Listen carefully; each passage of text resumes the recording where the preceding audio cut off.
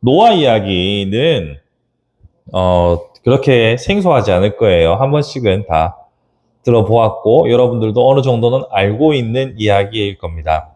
자, 그런데 노아 이야기에서 오늘 좀 색다른 부분을 한번 이야기해 보려고 해요.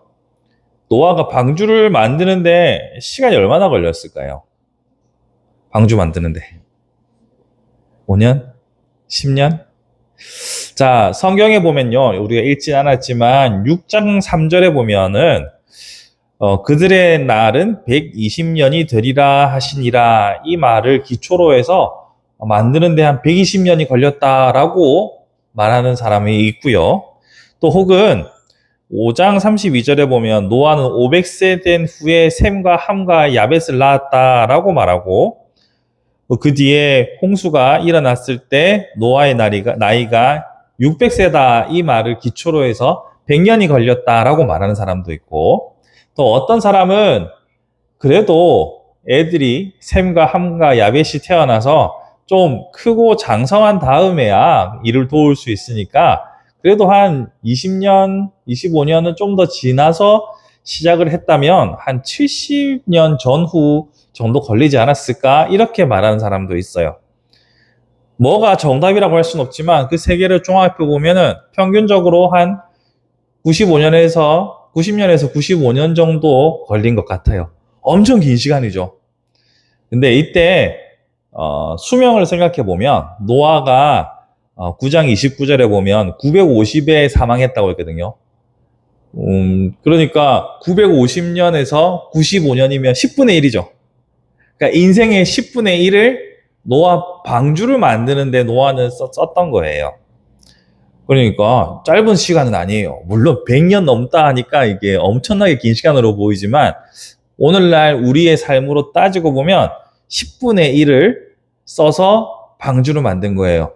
여러분 인생의 10분의 1이면은 얼마나 될까요? 요즘 수명으로 하면 기대 수명으로 계산해 보면 여러분도 한 9년에서 10년 정도를 무언가 한 가지 일을 계속해서 했다는 건데 그거는 참 쉬운 일은 아닐 거예요.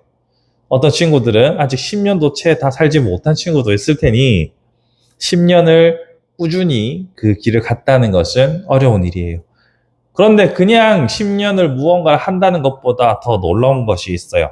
이게 뭐냐면 우리가 오늘 읽었던 본문 앞에 보면 6장 5절에서 사람의 죄악이 세상에 가득함과 그들의 마음으로 생각하는 모든 계획이 항상 악할 뿐임을 보시고 땅 위에 사람 지었음을 한탄하사 마음에 근심하시고 이렇게 말하죠.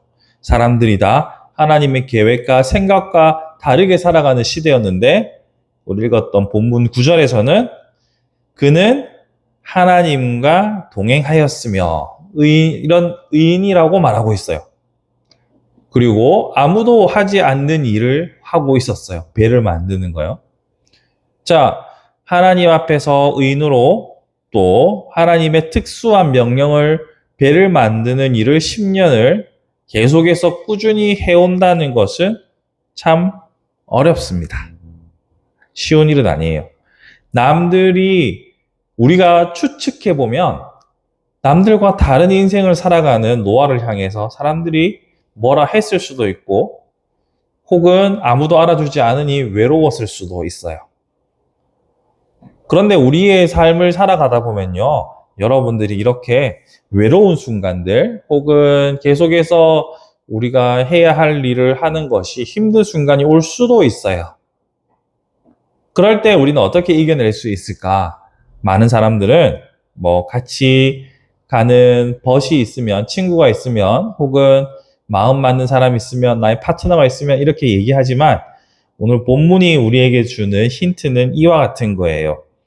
9절을 다시 볼게요. 노아는 의인이요 당대의 완전한 자라 그는 하나님과 동행하였으며 하나님과 함께 한다면 이것이 옳다라는 것을 계속해서 지켜나갈 힘을 하나님께로부터 받을 수 있다는 말이에요. 사실 우리가 옳다라고 생각하는 거를 끝까지 지켜내는 것이 생각보다는 어렵습니다. 나는 이게 맞다고 생각해 라고 해도 옆에서 사람들이 계속 그거 아닌 것 같은데? 너 왜 그러지? 너 되게 이상한 것 같아? 이렇게 말하면 지켜내기 힘들거든요. 그런데 하나님과 동행하면, 즉 하나님의 뜻을 알고 하나님이 나와 함께 하신다는 것을 알고 가는 사람들은 견뎌낼 수 있어요. 여러분 인생의 10분의 1을 차지하는 긴 일이라고 하더라도 하나님이 여러분과 함께 하시면 여러분은 견뎌낼 수 있어요. 하나님께서 의인이라고 인정하는 삶을 살아갈 수 있어요. 하지만 하나님과 함께 하지 않으면 그것을 견뎌내기는 매우 매우 쉽지 않다라는 거죠. 그래서 여러분들은 지금부터 여러분들의 기도 제목에 하나님과 함께하는 삶이 뭘까요? 그걸 알게 해주시고 하나님과 함께하는 삶을 살아가게 해주세요라고 기도하는 것이 필요해요. 여러분은 언젠가는 혼자라고 느끼는 순간들이 올 거예요. 여러분들의 부모님도 영원히 살 수 없고요. 그쵸? 여러분들의 친구도 영원히 함께 할 수 없고요. 언젠가는 세상에 나 혼자 같다라는 느낌을 받을 수도 있어요.